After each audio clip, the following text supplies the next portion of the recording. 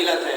شب جمعہ کے بارے میں یہ کہا جاتا ہے کہ آپ جو ہے وہ دعائے کمیل کی بہت زیادہ فضیلت ہے شب جمعہ میں پڑھنے کی۔ اس کے علاوہ آپ اپنے مرحومین کے لیے ہدیہ کریں، شب جمعہ میں جو ہے وہ قرآن پاک کی تلاوت کر دیں، سورہ فاتحہ پڑھ دیں، لیکن کچھ نہ کچھ لازمی جو ہے وہ آپ پڑھا کریں شب جمعہ میں، کیونکہ روایات میں ہے کہ شب جمعہ میں جو مرحومین ہیں ان کی روحیں اپنے گھروں کی چھتوں پر آتی ہیں اور آ کے جو ہے فریاد کرتی ہیں۔ ہم تو انہیں نہیں دیکھ رہے ہوتے، وہ ہمیں دیکھ رہے ہوتے ہیں، اور وہ برزخ کے عالم میں جو نیک کام کر کے گئے، جو اچھی حالت میں ہیں، وہ تو ماشاءاللہ جو ہے وہ بہت ہی اچھے حالات میں ہیں، لیکن انسان ہیں، خطا کار ہیں، جن سے غلطیاں ہوئی ہیں، تو وہ اب جب یہاں آپ اس دنیا میں ہیں تو آپ کے پاس موقع ہے، آپ کچھ کر سکتے ہیں۔ جب آپ چلے گئے یہاں سے تو اب جو آپ کے لوائقین ہیں وہ کچھ ہدیہ کریں گے، آپ کو بھیجیں گے، تو آپ کے لیے آسانیاں ہوں گی، ورنہ آپ محتاج ہیں۔ تو وہ جو مرحومین ہیں وہ جب آتے ہیں اپنے چھتوں پہ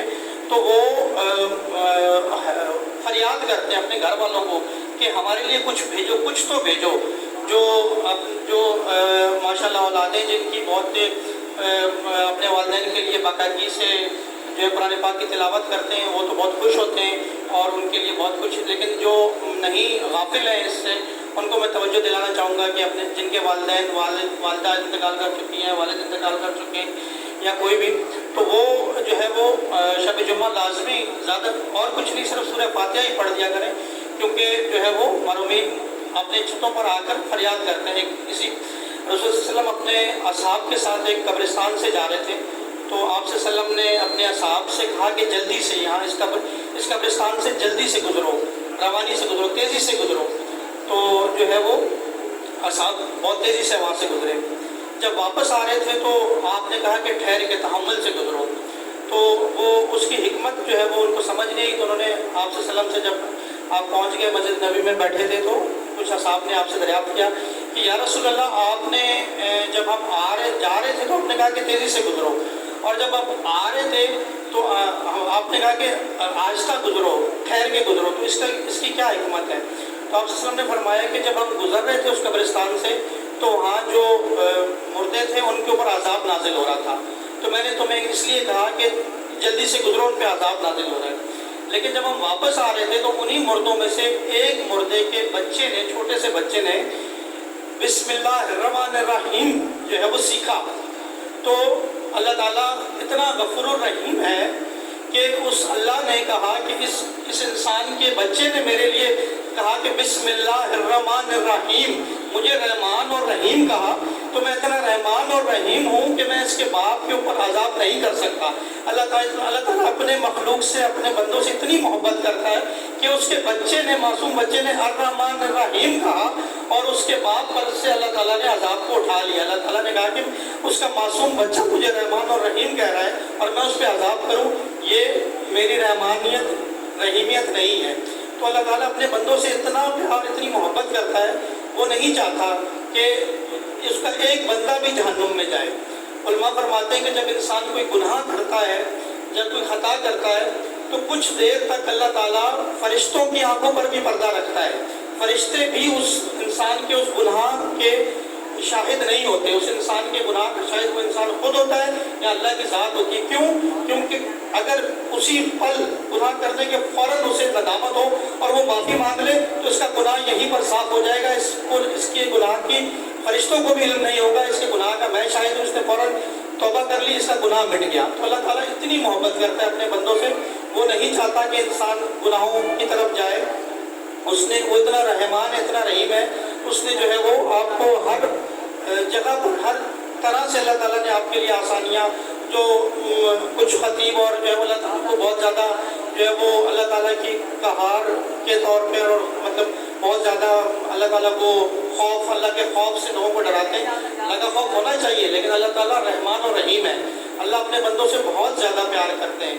تو شب جمعہ کی میں بات کر رہا تھا، شب جمعہ میں مرحومین کو اصال کیا کریں، تو میں آپ لوگوں سے گزارش کروں گا کہ شب جمعہ کی مناسبت سے سورہ فاتحہ اپنے مرحومین کے لیے، اور حیدر شاہ صاحب کے مرحومین کے لیے، سنگیر شاہ صاحب کے مرحومین کے لیے، ماما انور سولنگی کے مرحومین کے لیے، اور آپ تمام کے مرحومین کے لیے ایک سورہ فاتحہ، تاکہ شب جمعہ کی مناسبت سے ہم ان کو اصال کریں۔ بسم اللہ الرحمن الرحیم، الحمدللہ رب العالمین، الرحمن الرحیم مالک یوم الدین ایاک نعبد و ایاک نستعین اهدنا الصراط المستقیم صراط الذین انعمت علیہم غیر المغضوب علیہم ولا الضالین بسم اللہ الرحمن الرحیم قل هو اللہ احد اللہ الصمد لم یلد ولم یولد ولم یکن له کفوا احد بسم اللہ الرحمن الرحیم قل هو اللہ احد اللہ الصمد لم یلد ولم یولد ولم یکن له کفوا احد بسم اللہ الرحمن الرحیم قل هو اللہ احد اللہ الصمد لم یلد ولم یولد ولم یکن له کفوا احد۔ پروردگار اس امام بارگاہ میں موجود تمام افراد اور یہاں کے منتظمین حیدر شاہ صاحب، محمد انور رسول حدیث، صغیر شاہ صاحب اور خاص طور پہ جو صغیر شاہ صاحب کے بڑے بھائی ہیں میرے ماموں، ان کی 11 محرم کو برسی ہے، تو ان تمام کو اس کا احسال فرما، ان کے لیے آسانیاں فرما، ان کے پر اپنی رحمت نازل فرما اور ان کو مغفرت، ان کی مغفرت فرما اور تمام مرحومین کی مغفرت فرما۔ میں نے جیسے پہلے بتایا کہ میں کوئی مقرر یا خطیب نہیں ہوں، تو آپ لوگ جو ہے وہ کوشش کروں گا کہ ذکر کروں، تھوڑا سا درسی اگر ہو گیا، درس طالب علم ہوں تو درسی باتیں زیادہ کر دوں تو ناراض مت ہوجیے گا، کیونکہ جو ہے وہ طالب علم ہوں، کوئی خطیب یا عالم تو ہوں نہیں، تو طالب علم ہوں تو درسی باتیں اگر زیادہ ہو جائیں تو امام حسین علیہ السلام، اللہ تعالیٰ قرآن میں فرماتا ہے کہ تم میرے ذکر کو بلند کرو، میں تمہارے ذکر کو بلند کروں گا۔ قرآن کی آیت ہے جس کا ترجمہ ہے کہ تم میرے ذکر کو بلند کرو، میں تمہارے ذکر کو بلند کروں گا۔ تو امام حسین علیہ السلام نے کربلا میں اپنے تمام خاندان کی قربانیاں دے کر، اپنا سر کٹا کر اللہ تعالیٰ کے ذکر کو بلند کیا۔ اللہ تعالیٰ کی رضا کی خاطر، اللہ تعالیٰ کے دین کی خاطر امام حسین علیہ السلام مدینہ سے نکلے۔ جب ملعون ابن ملعون تخت پر بیٹھا اور اس نے بیعت کا مطالبہ کیا، مدینہ کے گورنر جو تھا اسے خط ملا کہ ایک ملعون مر گئے اور دوسرا ملعون جو ہے وہ خلیفہ بن گیا ہے، تو وہ چاہتا ہے کہ امام حسین اس کی بیعت کریں۔ تو اس نے امام حسین کو پیغام بھجوایا اور طلب کیا۔ جب امام حسین کو پیغام ملا تو امام حسین علیہ السلام سمجھ گئے، وقت کے امام تھے، غیب کا علم جانتے ہیں، پتہ تھا کہ ملعون ایک ملعون واصل جہنم ہو چکا ہے اور دوسرا ملعون اس کی جگہ بیٹھ گیا۔ تو امام کو بلایا گیا اور جب امام گئے دارالامارہ میں تو اپنے ہاشمی جوانوں کو ساتھ لے کر گئے، مولا عباس کو، جناب قاسم، جناب علی اکبر، تمام ہاشمی جوان ساتھ تھے۔ ان کو باہر دروازے پہ کھڑا کیا اور یہ کہا کہ اگر میں اندر جا رہا ہوں، اگر میری آواز بلند ہو تو فوراً اندر آ جانا۔ جب مولا اندر تشریف لے کر گئے تو مدینہ کے گورنر نے آپ سے کہا کہ جو ہے وہ معاویہ جو ہے وہ جہنم واصل ہو گیا ہے۔ اس نے تو نہیں کہا، یہ میں اپنے اس میں کہہ رہا ہوں، اور یزید جو ہے وہ خلیفہ بن گیا اور وہ چاہتا ہے کہ آپ اس کی بیعت کریں۔ تو امام حسین نے ایک تاریخی جملہ کہا کہ مجھ جیسا اس جیسے کی بیعت کبھی نہیں کرے گا۔ یہ نہیں کہا کہ میں حسین اس یزید کی بیعت نہیں کروں گا، یہ کہا کہ مجھ جیسا اس جیسے کی بیعت کبھی نہیں کرے گا، یعنی کہ قیامت تک ایک اصول دے دیا کہ جو حسینی ہوگا وہ یزیدی کی بیعت کبھی نہیں کرے گا۔ تو کہا کہ مجھ جیسا اس جیسے کی بیعت کبھی نہیں کرے گا، اور بیعت جو ہوتی ہے وہ کبھی بند دروازوں میں نہیں ہوتی، بیعت جو ہے وہ کھلے میدان میں ہوتی ہے۔ تو میں کل تم جو ہے مجمع لگاؤ، سب کو بلاؤ اور میں جو ہے وہ کل بیعت کروں گا۔ تو جب امام حسین یہ کہہ کر نکلنے لگے تو مروان بن حکم بھی وہاں پر موجود تھا، تو مدینہ کے گورنر سے کہتا ہے کہ حسین اب آئے ہیں، ہوئے ہیں ہمارے پاس، اندر اکیلے ہیں، اچھا موقع ہے، آج اگر حسین یہاں سے نکل گئے، ہمارے ہاتھ سے نکل گئے تو پھر موقع نہیں ملے گا، حسین کی گردن اڑا دو۔ تو جب یہ کہا کہ حسین کی گردن اڑا دو تو امام حسین کو جلال آیا۔ امام حسین نے کہا کہ اے مروان بن حکم، اے حکم کے بیٹے، حکم کون تھا؟ حکم وہ تھا کہ جو رسول اللہ صلی اللہ علیہ وسلم کی نقلیں اتارا کرتا تھا، اسے آپ صلی اللہ علیہ وسلم نے مدینہ بدر کیا تھا، مدینہ سے نکال دیا تھا۔ آپ صلی اللہ علیہ وسلم جب چلتے تھے تو وہ آپ کے پیچھے پیچھے آپ کی نقلیں اتارا کرتا تھا، آپ بولتے تھے۔ تو یہ مروان اس ملعون کا بیٹا ہے، اس حکم کو جو ہے وہ آپ صلی اللہ علیہ وسلم نے مدینہ بدر کر دیا تھا، لیکن بعد میں چوتھے خلیفہ کے دور میں اسی مروان کو واپس لایا گیا، حکم کو واپس لایا گیا، اس کے پورے خاندان کو، اور مروان کو بیٹی دی گئی۔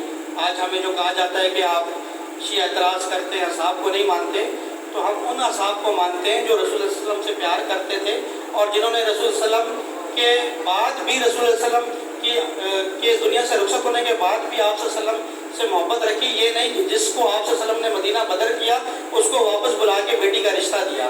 ہم ایسے اصحاب کے اوپر جو ہے وہ اعتراض کرتے ہیں. اس لیے شیعوں پہ اعتراض ہوتا ہے کہ اصحاب کو نہیں مانتے، خلفاء کو نہیں مانتے، ہم سب کو مانتے ہیں، لیکن ہم ان اصحاب کو مانتے ہیں جو آپ صلی اللہ علیہ وسلم سے محبت کرتے تھے اور کرتے رہے. آپ صلی اللہ علیہ وسلم نے کہا تھا کہ میں تم میں 2 گراں قدر چیزیں چھوڑے جا رہا ہوں، ایک قرآن اور ایک میرے اہل بیت. تو جو قرآن اور اہل بیت سے متمسک رہے، ان اصحاب کے پیروں کی خاک ہماری آنکھوں کا سرما. تو یہ جب حکم مروان بن حکم ملعون نے یہ کہا کہ حسین جو ہے وہ آئے ہوئے ہیں، اچھا موقع ان کی گردن قلم کر دو. جب مولا نے یہ سنا کہ مروان کہہ رہا ہے کہ حسین کی گردن قلم کر دو، تو مولا جلال میں اے حکم کے بیٹے، تمہاری جرت اتنی کہ تم نے کہا کہ حسین کی گردن قلم کر دو. جب مولا کی آواز بلند ہوئی تو باہر مولا عباس کھڑے تھے. تو مولا حسین ان سے کہہ کے آئے تھے کہ جب میری آواز بلند ہو. تو مولا عباس نے شمشیر نکالی اور فوراً دروازے پہ لات ماری، دروازہ توڑ کے مولا عباس اندر اور کہا کہ کس نے کہا کہ حسین کی گردن قلم کر دو؟ کس کی اتنی جرت جو میرے آقا کی گردن قلم کرے؟ تو مولا عباس نے کہا کہ مولا حسین نے کہا کہ عباس جنگ نہیں کرنی، عباس تلوار واپس رکھو، ہمیں واپس جانا ہے. مولا وہاں سے نکلے، واپس آئے. بہرحال جو ہے وہ مولا نے کہا کہ مدینہ سے، مولا نے کہا اب مدینہ میں رہنا میرے لیے ناگوار ہے، کیونکہ حالات ناساز ہو رہے تھے. مولا نے بیعت نہیں کی، تو اس لیے جو ہے وہ مولا جس طرح آپ صلی اللہ علیہ وسلم، رسول صلی اللہ علیہ وسلم نے مکہ چھوڑا، نبی پاک صلی اللہ علیہ وسلم نے مکہ چھوڑا تھا، آپ نبی پاک صلی اللہ علیہ وسلم کو بھی مجبوراً مکہ چھوڑنا پڑا تھا. جب کفار مکہ آپ صلی اللہ علیہ وسلم کی جان پر ہو گئے اور انہوں نے جو ہے وہ آپ صلی اللہ علیہ وسلم کو قتل کرنے کا منصوبہ بنا لیا، آپ کو شہید کرنے کا منصوبہ بنایا، اور وہ تلواریں لے کر پہنچ گئے. اور وہ تو اللہ کی حکمت تھی کہ جو ہے وہ نبی پاک صلی اللہ علیہ وسلم مولا علی کو اپنے بستر پر لٹا کر اور ہجرت کر گئے. اور لوگ یہ سمجھ رہے تھے کہ رسول لیٹا ہوا ہے، تھا تو وہ بھی نفس رسول تھا، تو کیسے نہ گمان ہوتا کہ رسول لیٹا ہوا ہے. تو جس طرح سے آپ صلی اللہ علیہ وسلم، نبی پاک صلی اللہ علیہ وسلم نے مکہ چھوڑا، نبی کو، نانا کو مجبوراً مکہ چھوڑنا پڑا، نواسے کو مجبوراً مدینہ چھوڑنا پڑا. تو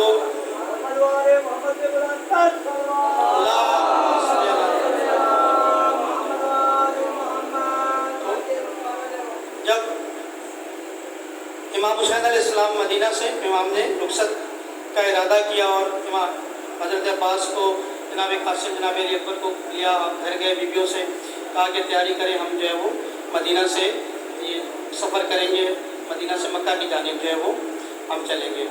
تو اس وقت بھی کافی جو ہے وہ لوگ تھے جو آگے امام کو سمجھا رہے تھے کہ آپ بیعت کر لیں، جو ہے مصلحتاً ابھی فی الحال بیعت کر لیں، بعد میں دیکھا جائے گا. تو امام نے کہا کہ نہیں، اگر آج میں نے بیعت کر لی تو یہ تصدیق ہو جائے گی، یہ مہر ہو جائے گی، میں کبھی بھی بیعت نہیں کروں گا. جس طرح سے مولا علی نے بیعت نہیں کی. مولا علی کو جب جو ہے وہ غدیر خم میں آپ صلی اللہ علیہ وسلم نے جو ہے وہ جب حجۃ الوداع سے واپس آ رہے تھے تو قرآن کی آیت نازل ہوئی کہ اے رسول وہ حکم پہنچا دیجئے جو پہنچانے کی ہم نے آپ پہ ذمہ داری لگائی تھی. اللہ تعالیٰ نے نبی پاک صلی اللہ علیہ وسلم جو ہے وہ سورہ مائدہ کی آیت ہے، شان نزول کے حساب سے یہ سیکنڈ لاسٹ آیت ہے قرآن کی، کہ اللہ فرماتا ہے کہ اے رسول وہ پیغام پہنچا دیجئے جو پہنچانے کی ہم نے آپ پہ ذمہ داری لگائی تھی، اور اگر آپ نے وہ پیغام نہ پہنچایا تو سمجھے آپ نے کار رسالت کا کوئی کام انجام ہی نہیں دیا. وہ پیغام کیا تھا؟ کیوں اللہ تعالیٰ اتنا سختی سے اپنے رسول کے ساتھ جو ہے وہ ہم کلام ہو رہے ہیں؟ ہم قرآن میں دیکھتے ہیں کہیں اللہ تعالیٰ کہتا ہے اے میرے حبیب، اے میرے مدثر، اے میرے مزمل، لیکن یہ واحد مقام ہے جہاں اتنی سختی سے اللہ تعالیٰ، کیونکہ پیغام سخت تھا، کیونکہ جو سلسلہ اللہ تعالیٰ کا ایک لطف خداوندی ہے. لطف خداوندی کیا ہے؟ لطف کیا ہوتا ہے کہ جو انسان ایک چیز ڈیزرو نہیں کرتا اسے وہ دی جاتی ہے، وہ کہتا ہے لطف خداوندی. اللہ کا لطف یہ ہے کہ اللہ تعالیٰ نے ہدایت دینے والے کو اس دنیا میں جو ہے وہ پہلے بھیجا، اور ہدایت جناب آدم علیہ السلام، حضرت آدم علیہ السلام جو نبی پاک صلی اللہ علیہ وسلم جو نبی تھے، اللہ کے رسول تھے، ان کو اس دنیا میں پہلے بھیجا اور بنی نوع آدم، بنی نوع انسان کو بعد میں بھیجا. یعنی کہ یہ اللہ کا لطف ہے کہ ہر دور میں ایک ہدایت دینے والا موجود ہوگا، لیکن وہ اللہ کی طرف سے ہوگا، وہ میں اور آپ نہیں منتخب کر سکتے، وہ سقیفہ والے منتخب نہیں کر سکتے. جو اللہ کا نمائندہ ہوگا وہ اللہ منتخب کرے گا. اسی طرح سے اب حجۃ الوداع کے موقع پر نبی پاک صلی اللہ علیہ وسلم کی رحلت قریب تھی، آپ صلی اللہ علیہ وسلم نے اس دنیا سے جانا تھا، سلسلہ نبوت کو ختم ہونا تھا. تو سلسلہ نبوت ختم ہونا تھا لیکن سلسلہ ہدایت ختم نہیں ہونا تھا. سلسلہ ہدایت نے جاری رہنا تھا. کس طرح سے جاری رہنا تھا؟ امامت کے ذریعے جاری رہنا تھا. تو سلسلہ امامت کے پہلے امام مولا علی علیہ السلام، تو امامت کا ولایت کا اعلان کرنا تھا. اس وجہ سے اللہ تعالیٰ نے کہا کہ اے رسول وہ پیغام پہنچا دیجئے جو پہنچانے کی ہم نے آپ سے ذمہ داری لگائی تھی. تو آپ سب نے غدیر کا واقعہ سنا. آپ صلی اللہ علیہ وسلم نے تمام اصحاب کو روکا، جو آگے چلے گئے تھے ان کو واپس بلایا، جو پیچھے رہ گئے تھے ان کا انتظار کیا، جو ہے وہ ایک تاریخی ممبر بنایا اور مولا علی علیہ السلام کو اس پر کھڑا کیا اور سب مولا علیہ السلام کا ہاتھ بلند کیا اور کہا کہ من کن تو مولا فہذا علی مولا، جس کا میں مولا اس کا یہ علی مولا.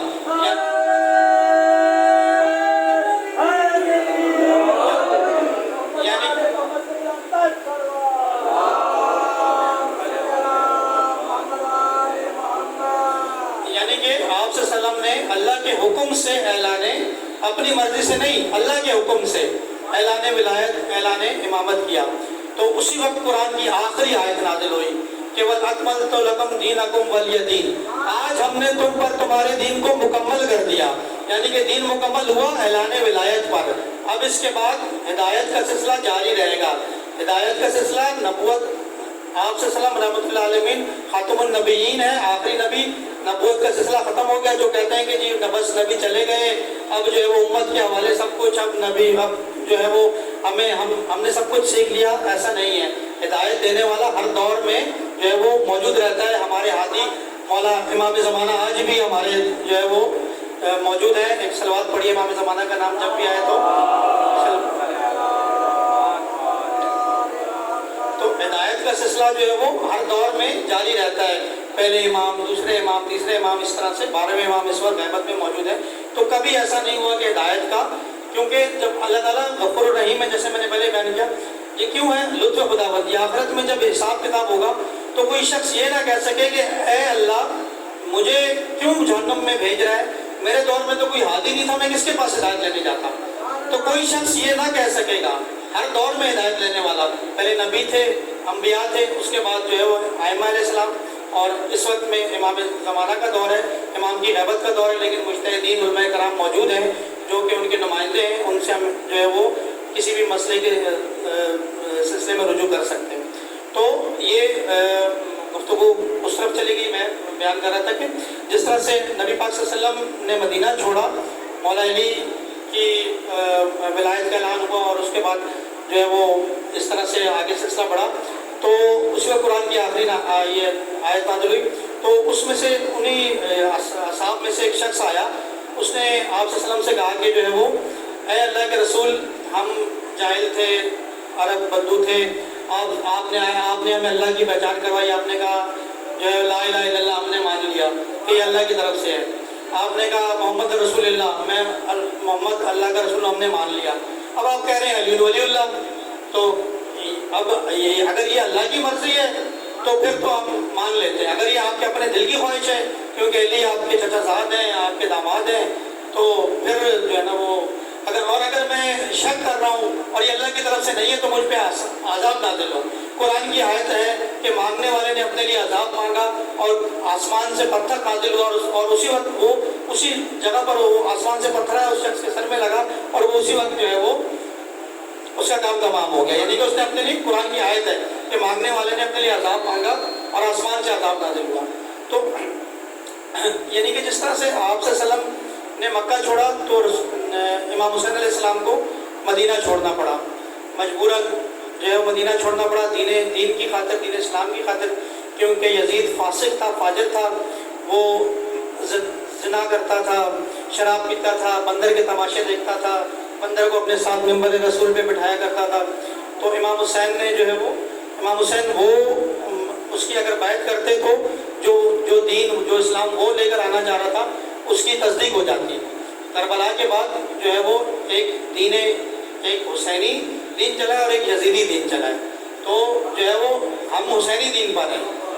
ہم امام حسین نے جو ہے وہ اپنے نانا کے دین کو آگے چلایا. امام حسین نے کہا کہ میں یزید کی بیعت نہیں کروں گا. مدینہ چھوڑا, مدینہ چھوڑ کے مکہ گئے. مکہ میں جو ہے وہ آپ نے حج کا ارادہ کیا, لیکن حاجیوں کے روپ میں بھی جو ہے وہ آپ کو قتل کرنے کے لیے جو ہے وہ یزید کے لوگ جو حج کے جو انہوں نے احرام باندھے تھے ان کے اندر تلواریں تھیں, اور امام کو قتل کرنے کے لیے وہ وہاں پر بھی پہنچ گئے. امام نے حج کو بھی جو ہے وہ حج کے احرام کو عمرے میں تبدیل کیا, اور وہاں سے بھی امام نے پھر مکہ سے بھی رخصت لی, اور جو ہے وہ بالآخر امام کوفہ کی طرف چلے, کیونکہ کوفہ سے امام کو خط آئے تھے اور لوگوں نے امام کو لکھا تھا کہ جو ہے وہ ہم آپ کو اپنا امام بنانا چاہتے ہیں اور آپ ہماری جانب آئیں. تو امام نے جو ہے وہ اپنے سے خود سے پہلے جو ہے امام نے وہاں سے کوفہ کی طرف سفر کیا, لیکن جناب مسلم بن عقیل کو خود سے پہلے جو ہے وہ کوفہ کی طرف روانہ کیا کہ کوفہ کے حالات سے جو ہے وہ ان کو خبر کریں کہ جو انہوں نے خط لکھے کوفیوں نے, وہ والوں نے جو خط لکھے آیا ان میں کیا حقیقت ہے. آیا ان کے خطوں کے ساتھ ساتھ ان کی تلواریں بھی اور ان کے دل بھی امام حسین کے ساتھ ہیں, یا صرف انہوں نے صرف خط لکھ کے امام حسین کو بلایا ہے. تو لیکن جو ہے وہ امام حسین وہاں سے جب کوفہ کی طرف چلے تو امام حسین کے ساتھ جو ہے وہ امام حسین کے تمام اولاد, امام حسین کے تمام جو ہے اصحاب تھے. امام حسین نے ایک تاریخی جملہ کہا تھا, امام نے کہا تھا کہ مجھے وہ اصحاب ملے ہیں جیسے اصحاب میرے نانا حضرت محمد صلی اللہ علیہ وسلم کو بھی نہیں ملے اور جیسے میرے بابا علی کو نہیں ملے. امام کے جو اصحاب تھے وہ بہت ہی خالص اصحاب تھے, کیونکہ جب امام حسین علیہ السلام کربلا میں پہنچ گئے ہیں اور امام حسین نے جو ہے وہ اپنے اصحاب کو بٹھا کے خطبہ دیا اور ان سے کہا کہ ان کی جنگ جو ہے وہ مجھ سے, یہ مجھے شہید کرنا چاہتے ہیں, یہ میرے در پہ ہیں, یہ مجھے نہیں چھوڑیں گے, میں جہاں بھی چلا جاؤں یہ مجھے شہید کریں گے. تو میں تم سب کو جو ہے وہ جنت کی بشارت دیتا ہوں اور جو ہے وہ میں تم سے اپنی بیعت کو بھی اٹھا لیتا ہوں, تم واپس چلے جاؤ, میں تمہیں جو ہے وہ تم پہ راضی ہوگا, تم واپس چلے جاؤ. پھر امام نے مولا عباس سے کہا کہ چراغ کو گل کر دو, کہ کسی کو اگر شرم محسوس ہو رہا ہے اٹھ کے جانے میں روشنی میں, تو امام حسین نے چراغ گل کروا دیے. لیکن جب چراغ دوبارہ روشن کیے گئے تو دیکھا گیا کہ ایک شخص بھی نہیں جو ہے وہ گیا تھا. تو اس وجہ سے امام حسین نے انہوں نے کہا کہ مولا اگر آپ تو ایک دفعہ شہید ہونے کی بات کرتے ہیں نا, اگر ہمیں 72 دفعہ بھی شہید کیا جائے گا تو پھر بھی ہم آپ کو چھوڑ کے نہیں جائیں گے. تو اس لیے مولا حسین نے فرمایا تھا کہ جو میرے اصحاب, جو مجھے اصحاب ملے ہیں وہ ایسے اصحاب جو ہے وہ نہ میرے نانا نبی پاک صلی اللہ علیہ وسلم کو ملے اور نہ ہی میرے بابا علی کو ملے. تو امام حسین کے اصحاب وہ اصحاب تھے جناب حر علیہ السلام, جناب جون علیہ السلام, جناب حبیب ابن مظاہر علیہ السلام, جو کہ مولا حسین کے بچپن کے جو ہے وہ دوست کہتے ہیں, مولا سے بڑے تھے. وہ ان کی ایک دفعہ مولا حسین جا رہے تھے تو وہ کیا کرتے تھے کہ جب مولا حسین پیدل چلتے جاتے تھے تو وہ مولا کے پیروں کی خاک اٹھا کے اپنے سر پہ ڈالا کرتے تھے جناب حبیب ابن مظاہر. تو مولا علی اور رسول اکرم صلی اللہ علیہ وسلم دیکھتے تھے اور وہ خوش ہوا کرتے تھے. تو یہ اتنی محبت کرتے تھے, یہ بڑے تھے مولا حسین علیہ السلام سے, لیکن یہ کہ ان کی اتنی محبت تھی جناب حبیب ابن مظاہر کی مولا حسین علیہ السلام سے کہ مولا کے پیروں کی خاک یہ اپنے سر میں ڈالا کرتے تھے. تو مولا حسین علیہ السلام کو ایسے اصحاب ملے جو کہ جناب جون علیہ السلام اور جو ہے وہ اسی طرح سے جناب حر علیہ السلام, جو کہ آخر تک جو ہے وہ یزید کے لشکر میں تھے. جب امام حسین علیہ السلام جو ہے وہ کربلا سے کچھ پیچھے تھے تو ان کو بھیجا گیا تھا, ابن زیاد نے جو ہے وہ جناب حر کو بھیجا تھا کہ حسین کے لشکر کو جو ہے حسین کوفہ کی جانب نہ جانے پائیں, حسین کے لشکر کو موڑنا ہے. جب حر پہنچے ہیں امام حسین علیہ السلام کے لشکر کے پاس تو حر اور حر کے لشکر کا یہ عالم تھا کہ ان کے جانوروں کی بھی زبانیں پیاس کی وجہ سے باہر تھیں اور ان کی اپنی زبانیں بھی پیاس. تو امام حسین علیہ السلام نے جناب عباس سے کہا کہ اپنا جو پانی کا ذخیرہ ہے وہ ان کو پلا دو. تو جتنا بھی پانی کا ذخیرہ تھا وہ تمام کا تمام جناب حر علیہ السلام اور ان کے اصحاب اور ان کے جانوروں کو پلا دیا گیا. حتیٰ کہ امام نے یہاں تک کہا کہ جب تک جانور کی ایک روش ہوتی ہے کہ جب وہ پانی پیتا ہے تو جب وہ سیر ہو جاتا ہے تو وہ جب تک سیر نہیں ہوتا منہ اٹھاتا نہیں ہے. تو مولا نے فرمایا کہ جانور جب تک منہ اٹھا نہ لیں ان کے آگے سے پانی مت اٹھانا. تو جناب حر علیہ السلام جو ہے اس وقت تک جو ہے وہ جب مولا حسین وہ یزید کی طرف تھے, لیکن یہ جو مولا حسین کا قدم تھا, مولا حسین علیہ السلام نے ان کو پانی پلایا. پھر جب ایک مولا حسین جو تھے وقت کے امام تھے, انہوں نے حر علیہ السلام کے اندر جو ایک چنگاری تھی اس کو دیکھا ہوا تھا. وہ جانتے جب حر نے مولا کے ذوالجناح کے رکاب میں ہاتھ ڈالا تو مولا نے کہا کہ اے حر، تیری ماں تیرے ماتم میں بیٹھے۔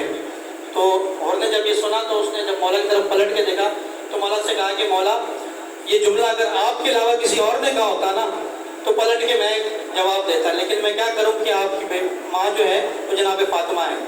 تو مولا نے وہاں پر پہچان لیا کہ حر کے دل میں جو محبت ہے، میری ماں کے لیے جو محبت ہے، تو وہی حر جب 7 محرم کو، آج 7 محرم میں پانی بند کر دیا گیا اور جو ہے وہ اللہ تش کی آوازیں آنا شروع ہوئی، تو جو ہے وہ انہوں نے اپنے بیٹے سے کہا کہ آوازیں آ رہی ہیں۔ میں وہ ندامت ہوئی ان کو، نے کہا کہ آج یہ جو جناب مولا حسین علیہ السلام کے بچے پیاسے ہیں وہ ہماری وجہ سے پیاسے ہیں، کیونکہ ان کے پاس جو پانی کا ذخیرہ تھا وہ انہوں نے ہمیں پلا دیا۔ تو وہ ندامت ہوئی ان کو اور وہ امام حسین کی طرف گئے اور امام نے ان کو جو ہے وہ ان کو خوش آمدید کہا اور وہ امام حسین کی رکاب۔ تو ایسے اصحاب تھے مولا حسین علیہ السلام کے۔ آج 7 محرم ہے، جناب قاسم کی مہندی ہے، تو جناب قاسم جو تھے امام حسن کے فرزند تھے۔ امام حسن علیہ السلام مولا حسین کے بڑے بھائی تھے۔ جناب قاسم جو تھے وہ بہت ہی کم سن تھے اور جو ہے وہ جب کربلا میں پہنچے ہیں اور مولا حسین کے پاس بار بار جاتے ہیں اور مولا سے پوچھتے ہیں کہ چچا شہیدوں میں میرا نام بھی ہے، چچا کیا مجھے بھی شہادت ملے گی، کیا میں بھی شہید ہوں گا؟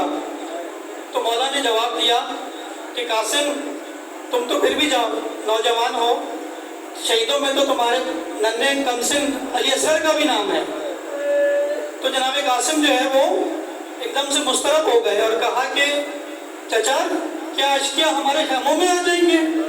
علی اصغر تو شیرخوار ہیں، وہ تو جھولے میں ہیں، کیا وہ خیموں میں آ کے علی اصغر کو شہید کریں گے؟ تو امام حسین نے کہا کہ نہیں ہے قاسم، میں علی اصغر کو لے کے میدان جنگ میں جاؤں گا۔ تو مولا نے جناب قاسم سے پوچھا کہ قاسم تمہارے لیے شہادت کیسی ہے، تم شہادت کو کیسے دیکھتے ہو، شہادت کی تمہاری نظر میں شہادت کیا ہے؟ تو جناب قاسم نے کہا کہ مولا میں شہادت کو شہد سے زیادہ شیریں دیکھتا ہوں۔ تو جناب قاسم جو تھے شہادت کا شوق تھا اور جو ہے وہ جنگ کی خواہش تھی، بار بار چچا کے پاس جاتے تھے، چچا مجھے اذن شہادت دے، مجھے اذن جنگ کا اذن دے، میں جنگ کرنا چاہتا ہوں، میں شہید ہونا چاہتا ہوں۔ لیکن مولا حسین اذن نہیں دے رہے تھے کیونکہ بھائی کی نشانی تھی، کمسن تھے، بھائی سے بہت پیار تھا، یتیم تھے جناب قاسم، بھائی کی آخری نشانی تھی، ان کو اجازت نہیں دے رہے تھے۔ جناب قاسم بار بار جاتے تھے، بار بار مولا ان کو واپس بھیج دیتے تھے، بار بار جاتے تھے، بار بار واپس بھیج دیتے تھے۔ بلاخر جناب قاسم جو ہے وہ خیمے میں جا کے بیٹھ گئے اور اپنا سر جو ہے اپنے زانوں پہ رکھ کے اور اس طرح سے اپنے بازو پہ ہاتھ رکھ کے جو ہے وہ افسردہ ہو کے بیٹھ گئے۔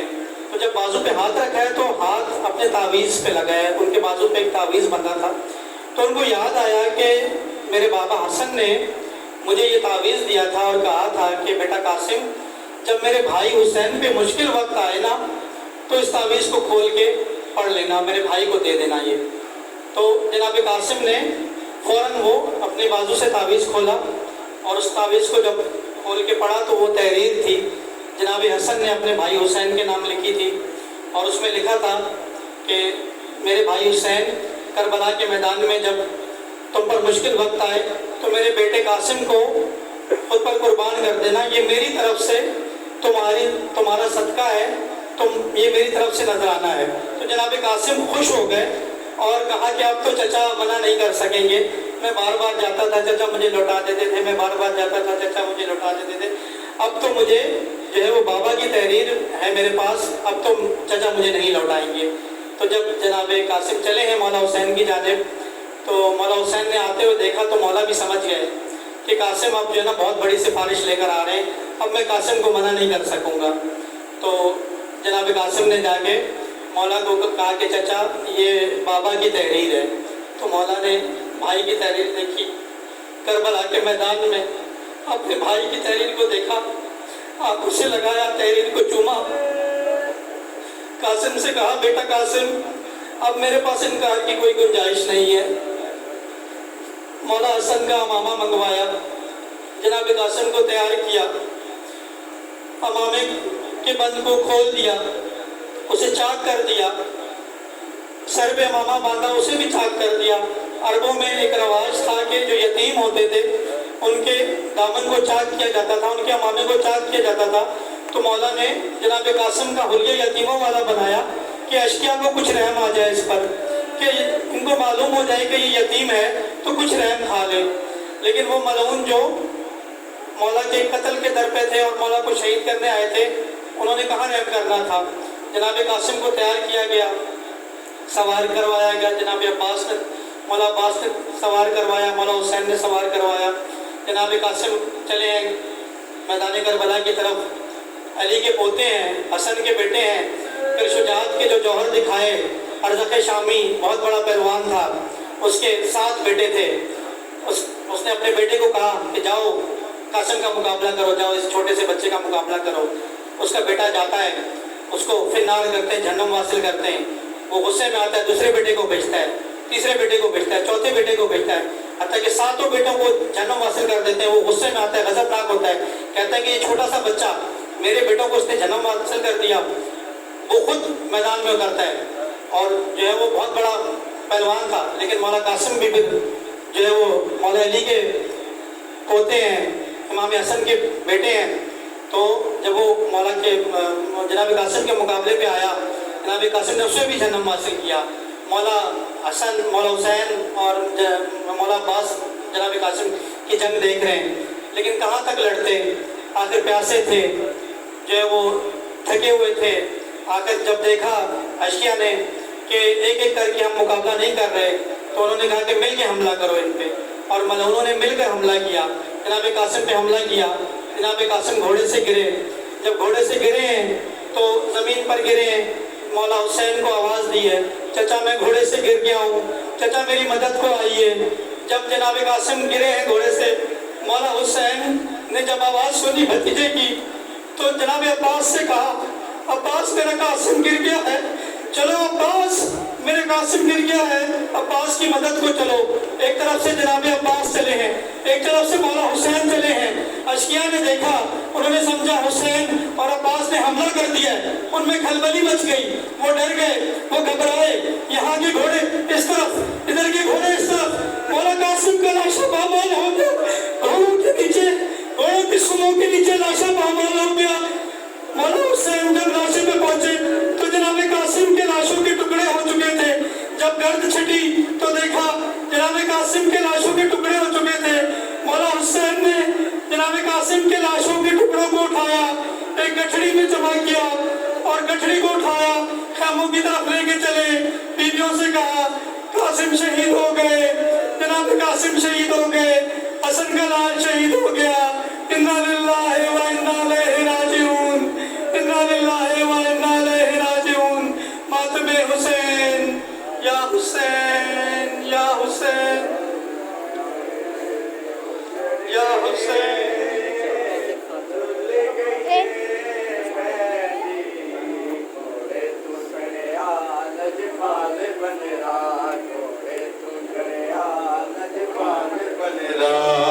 सेहरे उजड़ गए, रुल गई मेहंदी, घोड़े तुझने आलज पाल बनरा, घोड़े तुझने आलज पाल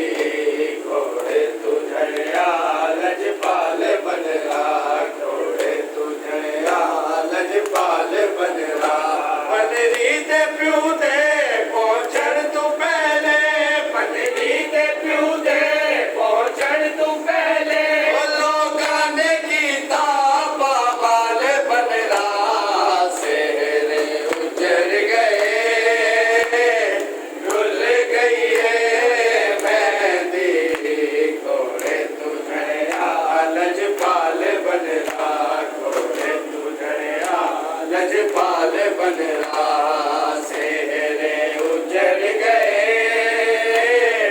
रुल गई है मेहंदी घोड़े तुझड़िया लजपाल बनरा घोड़े तुझड़िया लजपाल बनरा बनरी दे प्यू दे पहुंचण तू पहले बनरी दे प्यू दे पहुंचण तू पहले लोगां ने कीता पामाल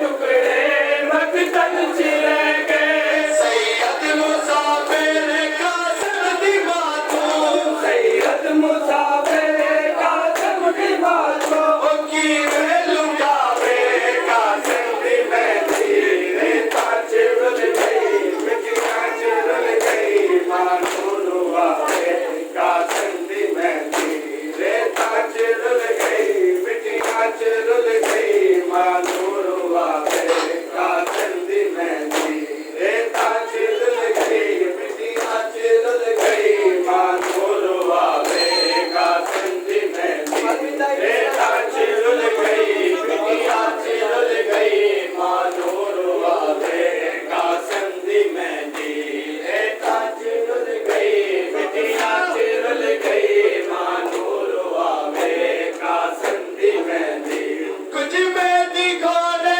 सुबह चिरे गए कुछ ऐसे टुकड़े मकतल चिरे गए कुछ मेहंदी घोड़े सुबह चिरे गए कुछ ऐसे टुकड़े मकतल चिरे गए सैयद मुसाफिर कासिम दी मातूम सैयद मुसाफिर कासिम दी मातूम की वे लुकावे कासिम दी मेहंदी रेता चिरुल गई मिट्टियां चिरुल गई मानूर वावे कासिम दी मेहंदी रेता चिरुल गई मिट्टियां चिरुल गई मानूर वावे कासिम दी मेहंदी रेता चिरुल गई मिट्टियां चिरुल गई मानूर वावे कासिम दी मेहंदी रेता चिरुल गई मिट्टियां चिरुल गई मानूर वावे कासिम दी मेहंदी